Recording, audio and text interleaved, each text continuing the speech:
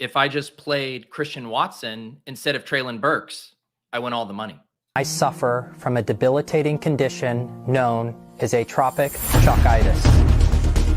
Peter's one of the greatest depositors I've ever seen. Trust the process. Let's go. Let's go. I got auto matched with Levitan. This is bullshit. If I just go the other way, in that 66, I win all the money.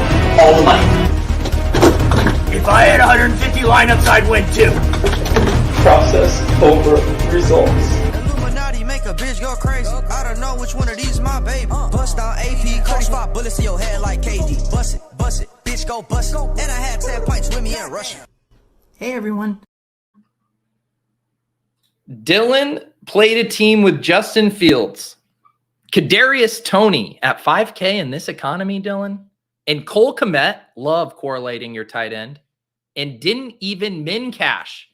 So instead, I listened to International Player by Young Joka and reminisced about when I stashed Young Joka in all of my redrafts. You know I'm going to be a dad soon when I pronounce Young Joka. I have never felt so old and so white as I did right now saying Young Joka. GM to all the DGens, GM to everyone coping this morning with their dusty GPP teams. Wow. You know it's a bad GPP day when we're already starting to talk about our best ball shares. That's how you can check the temperature around here. I will say it wasn't all bad. There was plenty of people in the Hand Builders and OptoBros channel who were posting big wins yesterday. Our guy Shift took down multiple qualifiers. I think his balance was like 212K. We had our guy Mathology who had like a nice 25x day on the slate. So only a few of us were sipping our own GPP bro tiers. GM Drew, Daniel finished 8th in the FanDuel Sunday Millie with a single bullet, turned $5 into $7,500. Testimonials. Tag the Swolecast in that tweet. Say you couldn't have done it without us on FanDuel. Thank you, Jonathan. It's getting close. It's getting close. I have baby books on my desk. That's how real you know it's getting.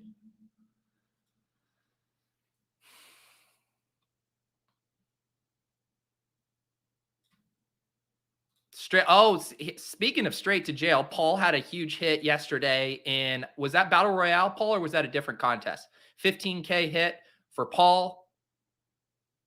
Congratulations. Ink, come on, man. We're doing this early? Okay, no, I got the satire at the end. Are we at the point in DFS where we just have to play the chalk because it hits every week? I was looking at the Billy Maker winning lineup just a bit ago, which we'll take a look at in a second. One of those weird 9-leg uncorrelated chalk parlays. That's what kind of day yesterday was. Davis, I got to give a shout out to Davis. So we did the Swolecast, or sorry, we did the I can't think of all these show names. The Tilt Space yesterday. Davis filled in for Leone. We were of course dusted early, and these guys talked me into building a afternoon only lineup live on the show. And I was fiddling with my Ellinger and Matt Ryan combos. Davis and I talking through the 2v2s of the shower narrative, Ellinger with Granson. We did get, of course, to Matt Ryan and Paris Campbell. And then I'm sitting there thinking, who do I play, sub 4K? And Davis says, you just jam Christian Watson. Easy game. You jam Christian Watson. We basically built the nuts live on stream, and you still don't even get paid off because DFS is so sick. Look at this, guys. Look at this. I duped myself for the equity, for the bid equity. This team put up 207.68 points. If you guys want to know what kind of day I had yesterday, my afternoon only team that I crowdsourced with Davis live on stream in hasty fashion outscored my main slate teams by over 60 points. In some cases, over 100 points. That's what yesterday was like. But this team, how sick is DFS? If I had better contest selection, I probably have a 5-figure day yesterday if this is in the right contest. Instead, I toss it in the lotto. It doesn't have CD Lamb. That's its fatal flaw. 207.68 points. We finished 162nd out of 39,000 entries. And we get paid off $200 on our $30 at entry fees. DFS is so fucking sick. So sick. Look at this thing. Matt Ryan, Aaron Jones, Jonathan Taylor, Christian Watson. Thank you, Davis. Devontae Adams, Paris Campbell, Dalton Schultz, Tony Pollard. Ugh, Rams D. 2v2, I win all the money. Do I need to pour my coffee here? Look at it, where everyone's coming out of the woodwork. Ty took down the afternoon 60K huddle. Let's go. Nick, you duped it. 14th place in a 5,000 person tourney. This is what always happens to me. I build the nuts live on stream. I built the nuts on stream with JM 2 weeks ago. Didn't play it. You guys are all just printing. Do as I do, not as I say, right? All right, fine. I've had some rough coffee pours lately, though, where I spilled. I really don't want to spill all over myself today.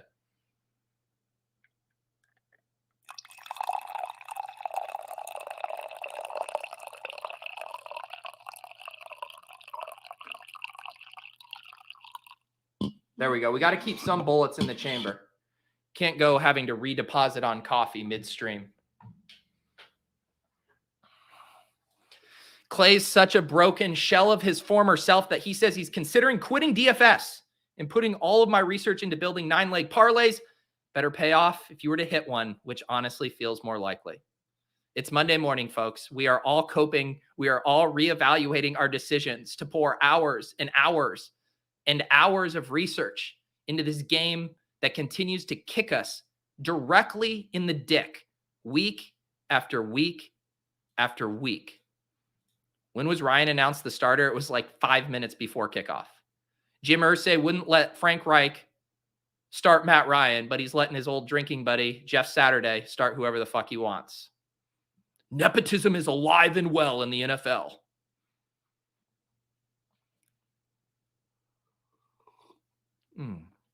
Please don't tell me this, Dylan. Please don't tell me that. Although I'll tell you right now, I wasn't tilt firing $333 on that lineup we built on stream, so it's a moot point.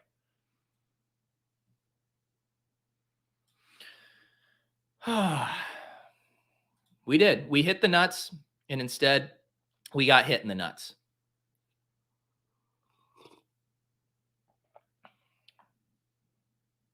All right, what is Clark saying? Pete, I heard on multiple smart shows this week something along the lines of I would feel better about him at 3%, not 8%. We just aren't there anymore with NFL DFS. That doesn't matter anymore. I guess I don't know what your point is here. I do think for fringe plays, that stuff really matters. Like we were talking about it with Treylon Burks yesterday, and I'm pretty sure I said I'm okay with him in the 5 to 8% range, but I would feel pretty gross if he came in over 10%. And obviously Christian Watson, is 700 more than Treylon Burks. And to be completely honest, wasn't on my radar as a DFS play. But the thesis with these cheap punt plays, and I don't know exactly what specific player or ownership range you're referencing, but it does matter when you are betting on low probability plays, because the chances that any 3K guy goes for 20 plus is so thin regardless that you really don't want to be doing it with 200 of your best friends in a contest. I can't keep up on the chat. You guys are just tilt firing chats.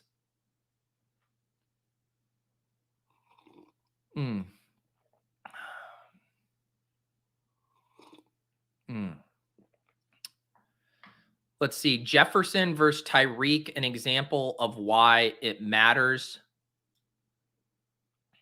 I can't follow what conversation you guys are having right now, so I'm just going to do my show. Let's look at my main SPY lineup. So I went big old galaxy brain for my SPY lineup. Anyone who watched the Building Blocks show with JM on Friday will know that I was also loving the Kenny Pickett stuff along with JM. There was some talk on, what was it, yesterday? Yeah, yesterday morning that the Pickett stuff might be getting steamed a little bit. I had heard it talked about in multiple places. And even the shows I did, Tuttle was on it on Wednesday. Jam was on it on Friday. I believe I heard Dink mention it on Establish the Million. So people liked the Kenny Pickett stuff, but I was pretty happy with, dare I say, the combinatorial ownership of Pickett, Pickens, Freiermuth.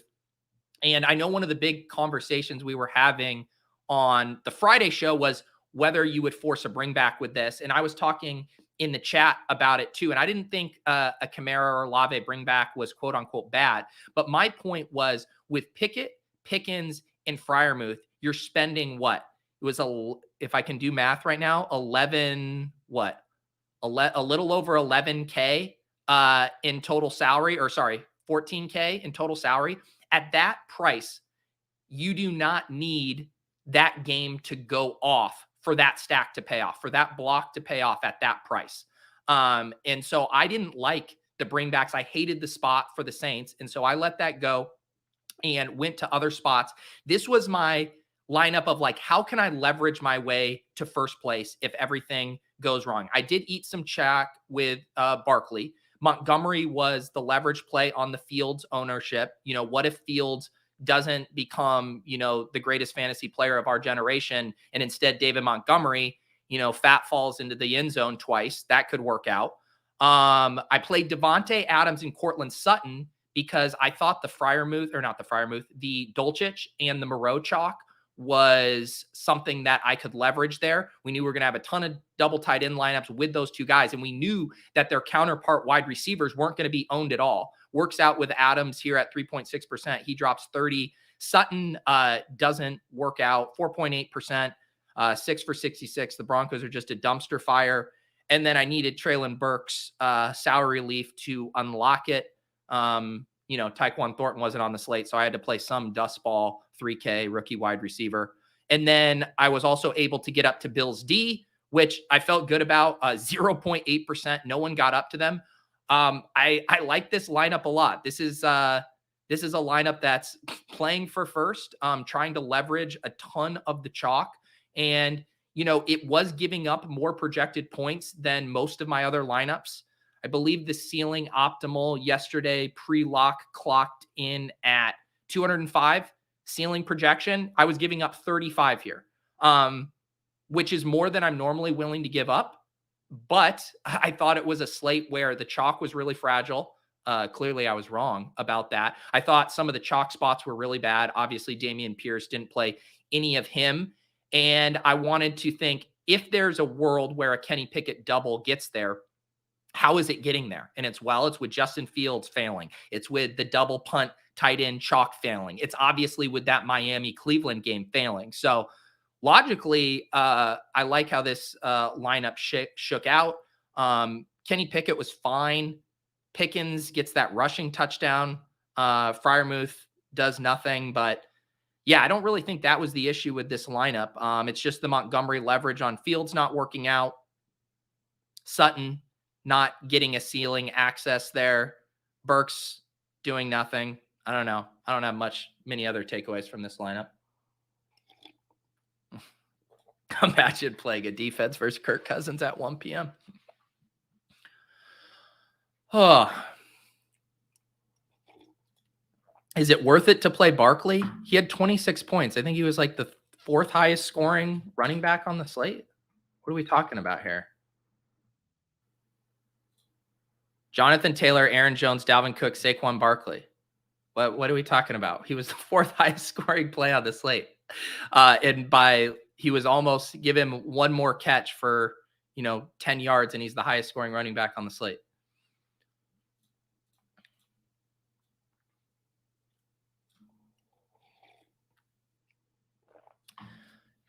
Here's the thing, Easy, though, and this goes back to the SPY being a trash contest. But when you're looking at, you basically have to treat the SPY like it's a Millie Maker contest. I mean, 10th place is $2,000. 10th place is $2,000. First place is $100,000. Like, you have to be playing for first. You have to be playing with a lineup that can lever its way up all the way to the top in these kind of contests.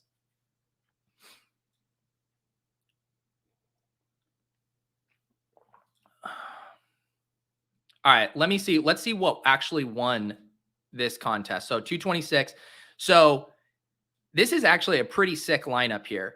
And one thing I know we mentioned on the Cram show yesterday of like the double tight end stuff being extremely viable. Just don't do it with both Moreau and Dulcich. So I love if you're using the Fields, correlating it with Kmet, you're bringing it back with Amon-Ra St. Brown. That's a pretty simple, skinny correlation and bring back.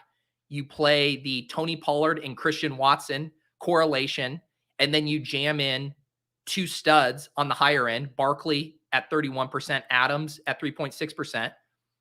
Vikings D, didn't love eating Vikings D chalk after Josh Allen was announced.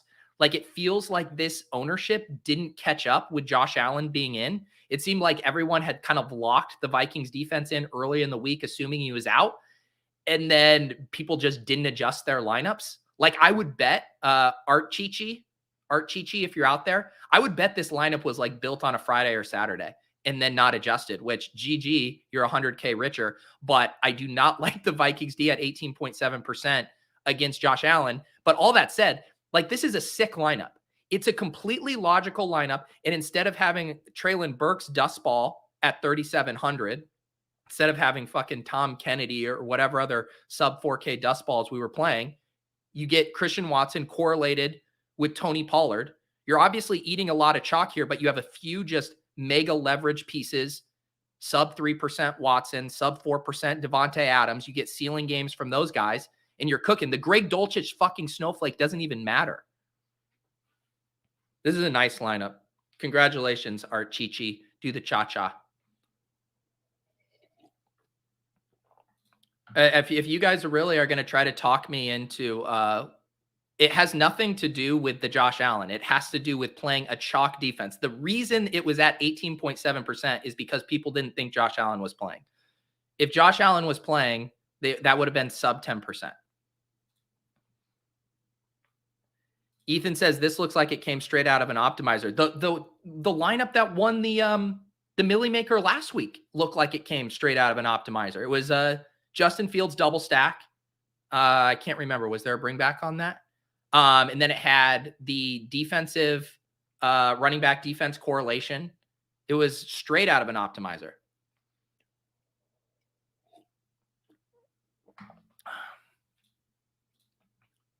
Were you surprised at how high Mahomes ownership got in spots? Let me look at my Mahomes team over here and see what he was at. Where's this team? Where is my Mahomes team? Here it is. Mahomes at 20%. I don't think I was surprised at that. I mean, we knew that there were going to be 3 popular quarterbacks. We knew it was going to be Justin Fields, Patrick Mahomes, and Tua. So I don't think I was that surprised. I was assuming 15 to 20% on him. And so this lineup, I wanted to just onslaught this game. I mean, all 3 of my lineups I made yesterday, were featured some kind of double stack or a game stack. This one was very heavy on KC.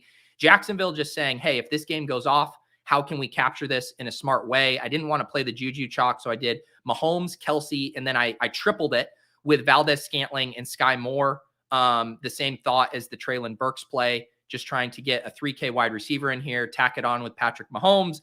Maybe, just maybe Sky Moore does something with Mecole Hardman out. Ended up being Kadarius Toney, who I was never getting up to at 5K. Bring it back with both Etienne and Ingram. Did the double tight end thing here with both Kelsey and Ingram. What else? Got the one-off Diggs play here. I didn't want to do a one-off Tyreek play. My thought being if Tyreek goes absolutely nuclear, that game's going nuclear. And if I'm not playing any other pieces, I'm just hoping it craters with the Jeff Wilson Jr. play. So it was playing Diggs, not Hill, and then playing Jeff Wilson here. Yeah, so the Jeff Wilson play works out. The Diggs play works out. Basically just don't hit on the right pieces of that game stack. I have, if you have Kirk instead of ETN, maybe you're starting to talk there a bit. But I didn't love the Kirk chalk. I didn't love the Juju chalk. Was trying to dance around it in this game, but still getting access to the ceiling. Doesn't quite get there. GG's to me.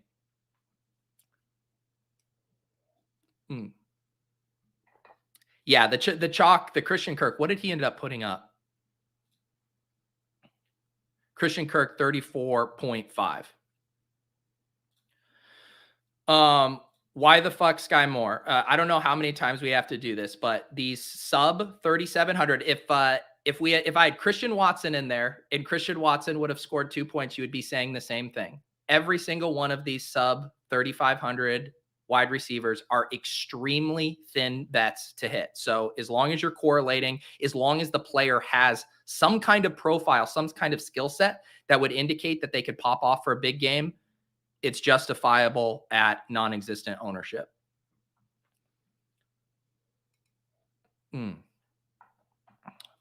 Christian Watson. And who's our other Christian here? Who's my other Christian I'm forgetting? Jesus? I love all the Monday morning quarterbacks here with Christian Watson. Let's see. What did we play him in the afternoon only? Where's my afternoon only? There are so many Monday morning quarterbacks on what a good play Christian Watson is that he was 7.9% in afternoon only. Show me your Christian Watson lineups. You guys are ridiculous.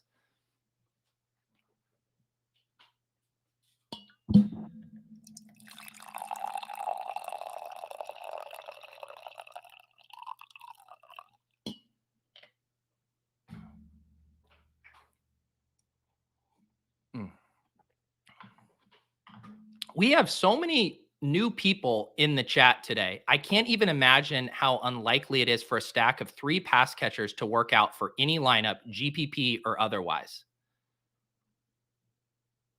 Do we really have to go back to DFS correlation basis? This contest size that I did this one in, and I'll concede this, I wouldn't have done this in the Big Spy or large field stuff. This is a 2,222 person contest.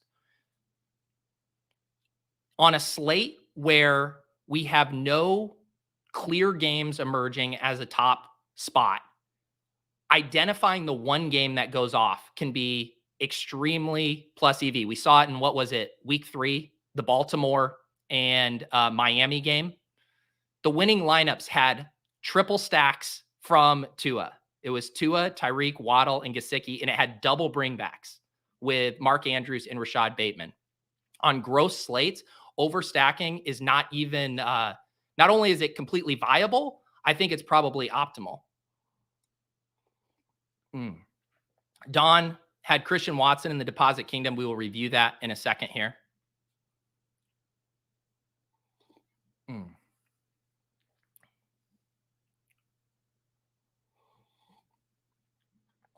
Where was the scenario where you get on Watson? I wasn't even considering him.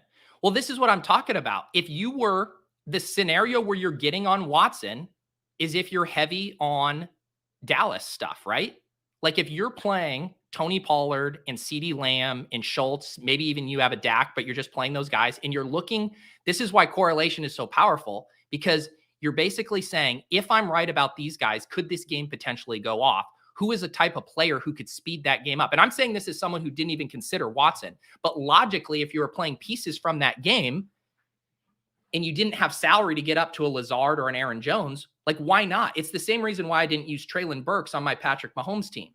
Like if the Mahomes thesis hits and Mahomes drops 45, there's a really good chance some of these ancillary pass catchers are coming along for the ride. It ended up being Kadarius Toney yesterday, but there's no reason it couldn't have been other wide receivers. And same thing with the Dallas stuff. If that game goes nuclear and you have CeeDee Lamb ripping off big plays, Aaron Jones ripping off big plays, just correlate, toss in the cheap wide receiver who's also in that game, who we know has big playability. Logically, it makes complete sense to me.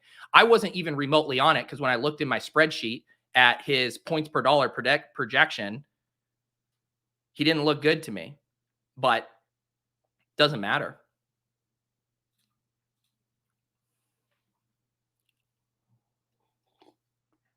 Holy shit, Alex. I was the only person in the big play action who played Jalen Virgil.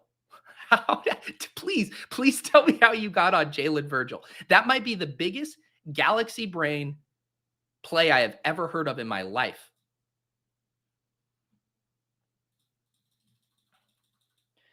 Yeah, I actually completely disagree with this. Correlation is fine, but that's a major stretch for 3 pass catchers. Get your secondary stack in there. I actually completely disagree with this. If anything, I think I've been too in love with the secondary correlations and not enough in on just onslaughting the game that goes off.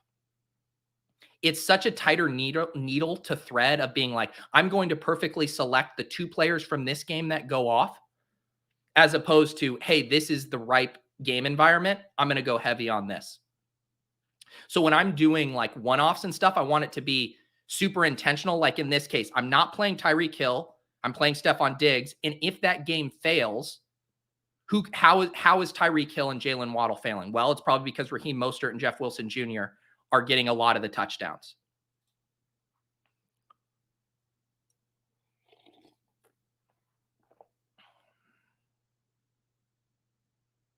Yeah, we're done trying to convince this person of why correlation is important in DFS.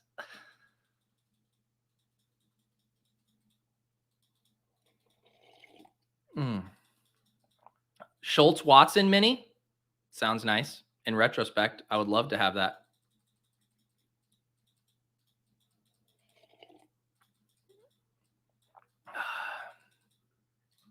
I think Noah Gray was the 5th highest scoring tight end on the slate. Let's see. Cole Kmet, Travis Kelce, Dalton Schultz. This is classic Davis hyperbole. We went to check the receipts. Dalton Schultz. Juwan Johnson was the 4th. I mean, might as well be Noah Gray. Tyler Higbee, Foster Island and Morocco, TJ Hawkinson, Harrison Bryant, Jordan Akins, and then Noah Gray.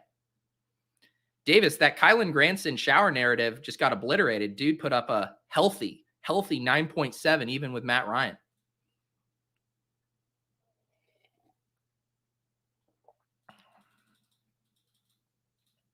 I think it might just be a lost season for our boy DeAndre Swift.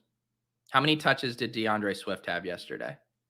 Did he get 6 touches? Was that what it was? 6 carries and 1 catch. DeAndre Swift, not on the injury report, 7 touches. How did they just not shut this guy down? Put him on IR, let him come back and actually play football.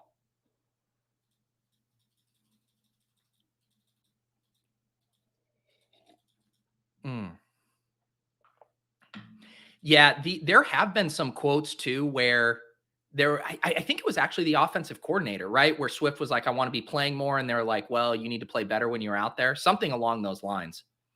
But it does not appear to be happening for Swift. Let's see here. This was my lineup in the small spy. So I played in 3 spies last week. For both of our tilt space lineups, we went heavy on this Cleveland-Miami game. So this is another game where I just onslaughted.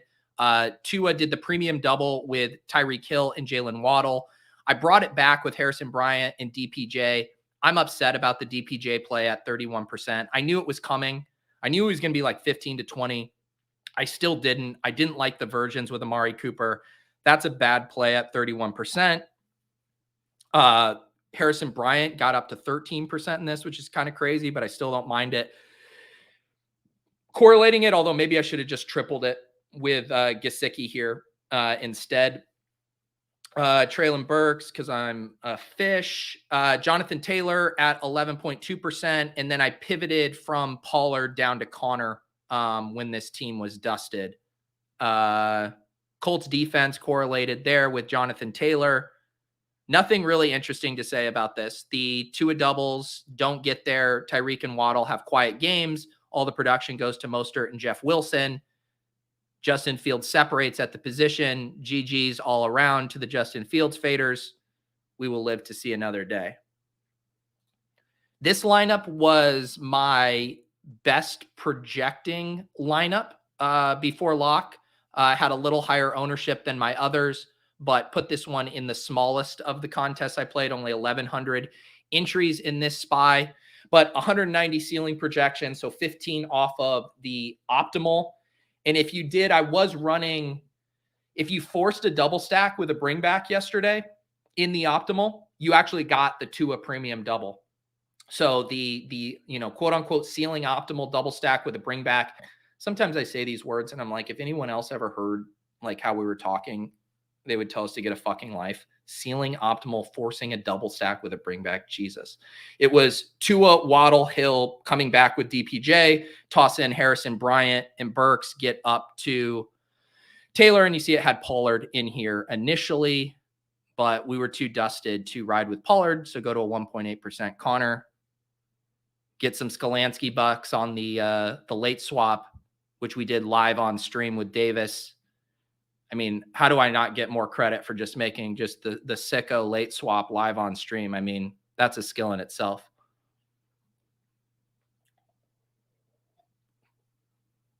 That's what we're here for, Brian. We're here for the Monday morning quarterbacks to tell me what a great play Christian Watson is, that you can't triple stack the greatest quarterback to ever play in small field contests, and to make everyone else feel better about losing as well. That is what we're here for. The incredibly masochistic exercise. I can't wait till I go on my self-induced paternity leave. You guys are all just left to yourselves, just fighting, arguing about Christian Watson, telling each other to just play the best plays. Maybe what I'll do is I'll just schedule a stream and I'll just put some like ambient background music on. It'll be like this.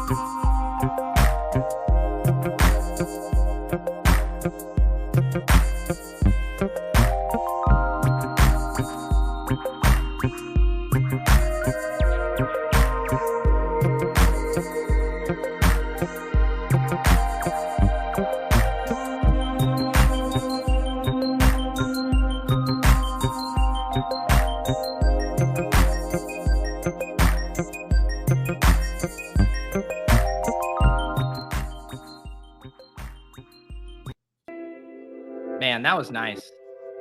I think I'm going to start using some of the StreamYard, at least pre-recorded music here.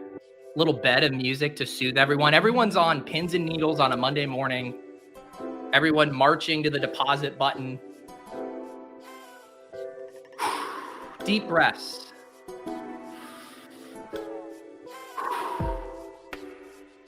Let's just all chill out. Let's just vibe. I'm not a content creator. I'm just the director of vibes at this channel. All right, let's look at the Deposit Kingdom lineup. I really needed that reset there. I was getting a little worked up. All right. Ed Mask. My guy Ed Mask taking down the Deposit Kingdom Weekly League. Shout out Ed. I believe he's a Deposit Kingdom OG. Ed has been in the Discord forever. I know he's also a 1-week sub. Very nice team here. Justin Fields to Cole Kmet. So very similar lineup that the team who won the Millie had with the Travis Kelce and Cole Kmet. Bring it back with Amon-Ra St. Brown. Has Tony Pollard. The one play I don't love here from Ed is a one-off Donovan Peoples-Jones. That's the one play I don't like. I know he projected very well, but if you're playing for that game to fail, I don't like playing the chalky one-off wide receiver. How funny is it with DPJ, though, that in our heads, he's this boom-bust guy, and you go and you look at his game log. Look at this. 9 points, 11 points, 12 points, 12 points, 14.9 points. This guy's not better in best ball. This guy's just a season-long plug and play, take your 12.1 points to the bank. Literally, this guy puts up 12.1 every other week. So that's my only qualm. My only qualm, Ed, is a one-off chalky DPJ. Kirk, Kelce correlation. We always say it, too. If you're going to eat some chalk, eat it in the Deposit Kingdom contest. Look at this Tony Pollard ownership in the Deposit Kingdom. 41%. That's so sick. That's so sick. And then you get Kirk coming in lower. Kelce's higher in this than he was in most spots. Fields is in check. Fields at 22%. Amon-Ra at 17. I guess I don't love the Cardinals defense at 26% either, but they projected super well.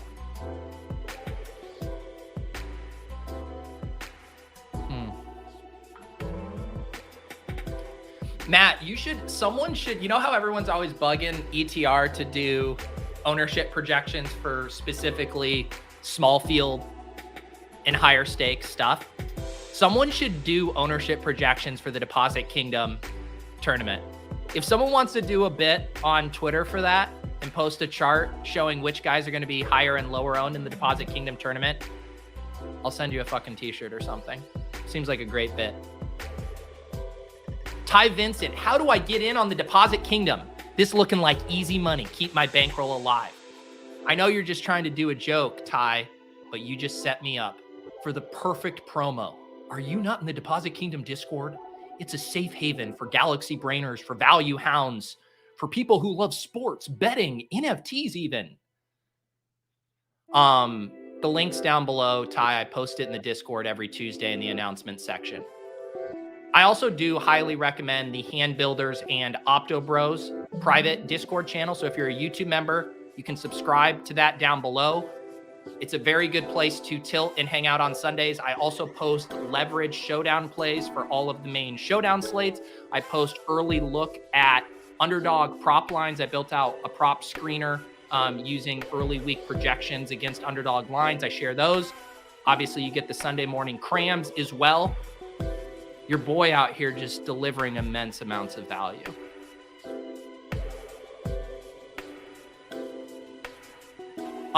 What other lineups do we want to look at here? What other lineups? Who wants to have their lineup reviewed? Is this Willis? Is this my guy Willis again? Haven't you been in the top 10 a few weeks? Willis has been crushing. Although Willis, I got to talk to you actually, Willis. I was looking, so speaking of the Deposit Kingdom, we have this channel in here called Drink Chasing. And people post their fancy beers that they're drinking. And I'm normally like, yeah, you know what? I don't have like a super adventurous beer palate, whatever. But like this IPA stuff, and I like sours. But Willis, I'm going to post a photo of these beers that Willis bought the other day. And I was so triggered. Like, Willis, we need to have an intervention. Because I'm scrolling here looking at these. This one in the bottom, Willis, I believe it says, what does this even say? Rainbow Popsicle? One of these says like sour lemon martini. Like, Willis, what the fuck is this, dude? What are you drinking, man? We need to have an intervention for Willis. I mean, this dude is drinking candy out of a bottle.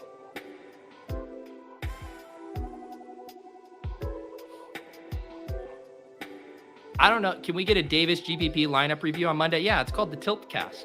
It's called the Tiltcast. Or what is, I can't even remember the name of the show. Gilcast. There's the Takecast, the Gilcast. It's the Gilcast.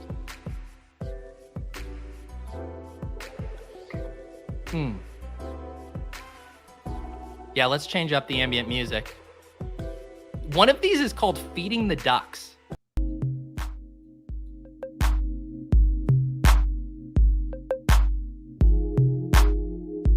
All right, let's review some lineups while we feed the ducks.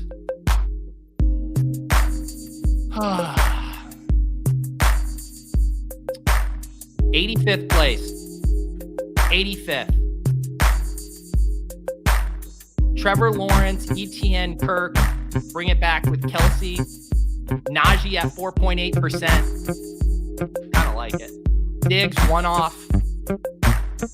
I don't like the DPJ. Oh, I guess you did DPJ and get 60. I don't know how I feel about that. It's so hard for me to shit on lineups when we just have these soothing Feed the Duck tunes playing in the background.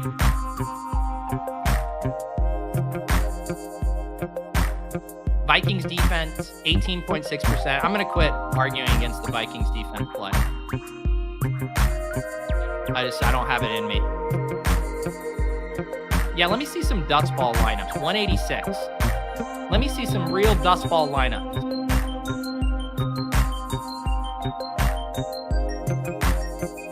Is this one you? Which 186 are you?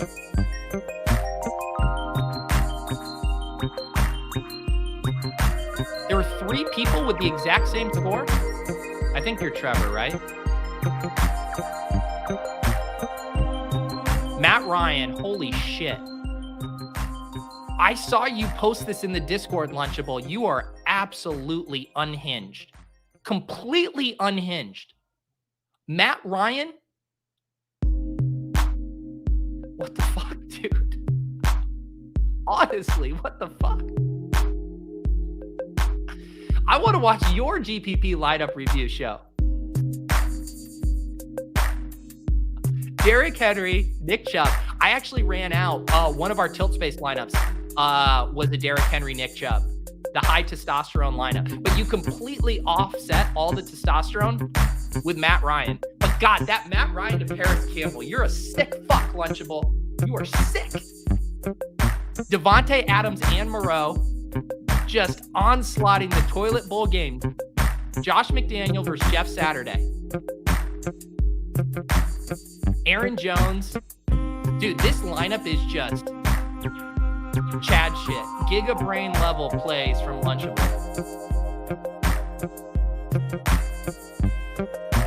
$406. Now we're talking. Now we're talking. Let's change the music. Let's do a little daydreaming. Tua, Tyreek, Alpha Stack. Bring it back with DPJ. David Montgomery, Derrick Henry. Oh, the Henry Dolchich correlation. George Pickens, one off. Oh, no, you had the Khalif Raymond, David Montgomery. 100 points.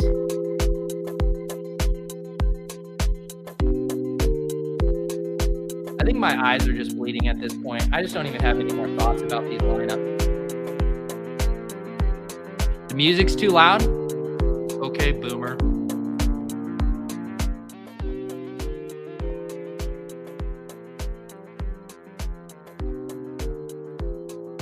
Mattson in 404.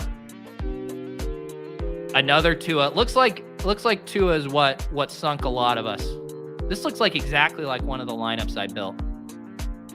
Tua, Hill, Waddle, Bryant, Burks, Jamal Williams, Chubb. I like the Chubb, Bryant. Claypool. Whew. Man, Claypool again as a one-off would be tough for me. I just feel like if Claypool's going for 20 plus, I mean, how is Justin Fields not the optimal, right?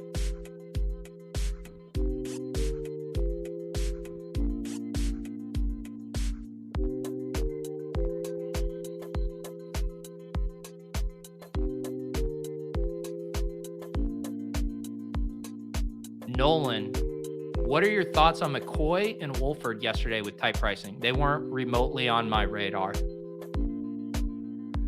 The only thoughts I had was James Conner and Rondale Moore seem fine if Colt McCoy checks down a ton.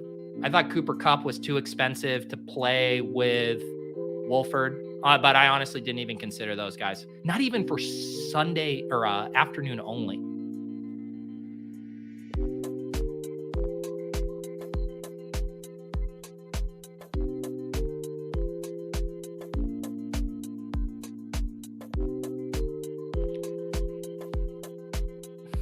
%16 Burks is kind of funny. I'll admit it. It's funny. GL got 15th. 15th place. Justin Fields did Mooney and Cole Kmet. Bring it back with Khalif Raymond. Taylor, ETN, MBS. So you got the ETN MBS mini. Steelers defense, nice play. This seems like just a very nice lineup. Straight down the middle. Easy game. Sometimes you just double stack the best quarterback play on the slate. I like the Khalif Raymond bring back is a little sneaky. You knew most people were going to be doing it with Amon-Ra. You bring it back with Raymond. Very, very sneaky. Taylor Adams mini. I like that. ETN MVS mini. Steelers, a nice defensive pivot off of the Cardinals there.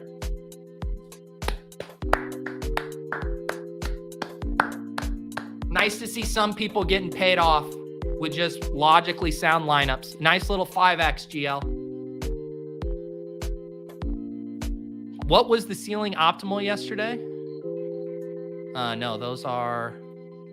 I thought I have it in here somewhere. Oh, here you go. This was the ceiling optimal yesterday. Justin Fields, Dameon Pierce, Kamara, DPJ, Amon-Ra, Tyreek Hill, Dulcich, Moreau, Cardinals. So a mixed bag, right? What did Pierce end up with? Pierce flopped, Kamara flopped, Tyreek Hill flopped relative to his price tag and ownership. Greg Dulcich flopped. Kind of a mixed bag. And this is why DFS is so sick. This is supposed to be one of our weeks.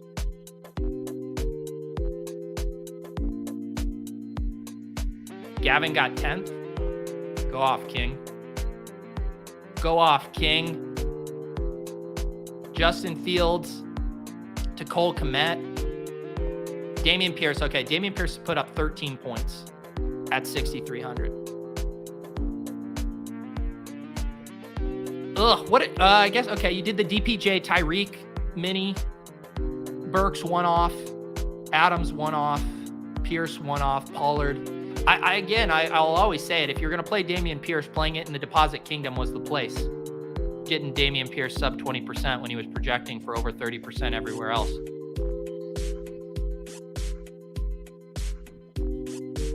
Do I have access to the Minimax tourney results? Not on my fingertips. I think RotoGrinders Results DB should have it. I think Fantasy Labs has a tournament screener. You finished 409. Thoughts? Yeah, you played a dog shit lineup. No, sorry. I'll look. I'll look for you.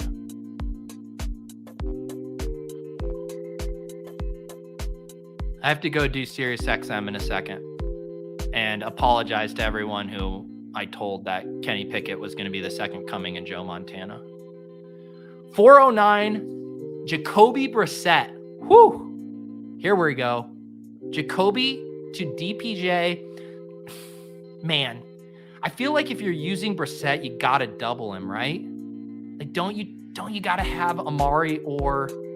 Like, if I'm rolling out Jacoby Brissett, I'm using Harrison Bryant here. If you're going double punt tight end, I think you at least correlate it with the quarterback. But I don't mind doing the Brissett, DPJ, Harrison Bryant, bring it back with both Hill and Waddle.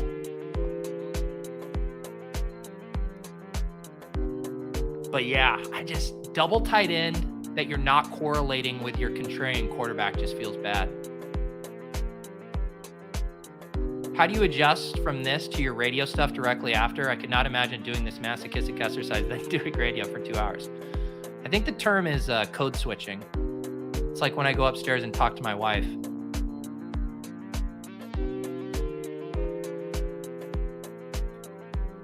Brady, Galaxy Brain question, is Justin Fields just Lamar Jackson before we knew what Lamar Jackson truly was?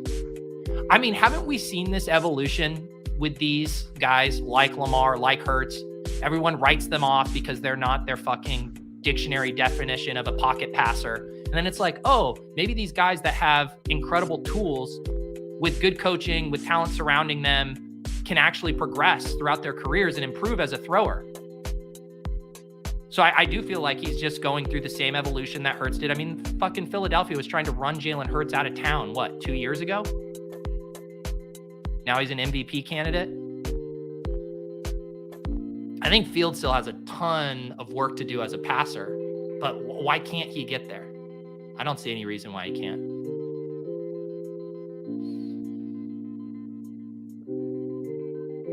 Honestly, if the viewer, this is what I'll do. Can we leave the jams on when you go to do Sirius? If the viewer retention held, like if it stays over 275, I would keep it rolling. But the second it dips below that, I can't allow it. You're hurting my channel.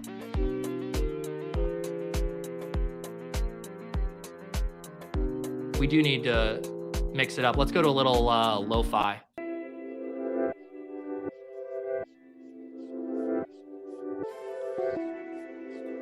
Don, I'm going to be honest with you. I don't care.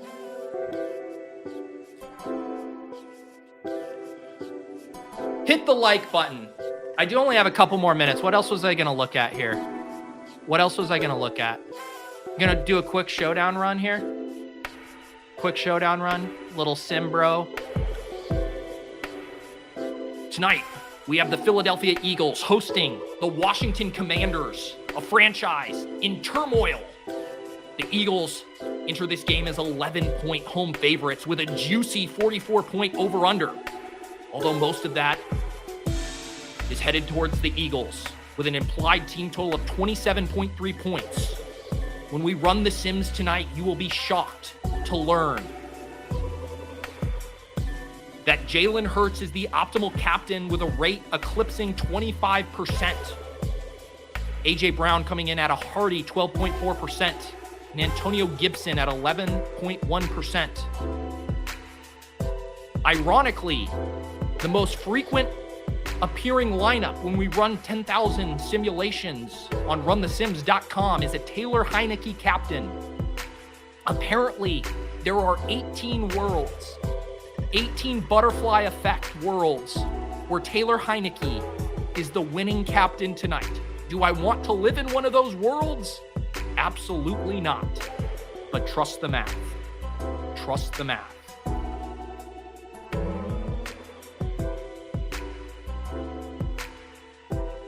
All right. I'm out. I love you guys. There's always next week. There's always the showdown slate.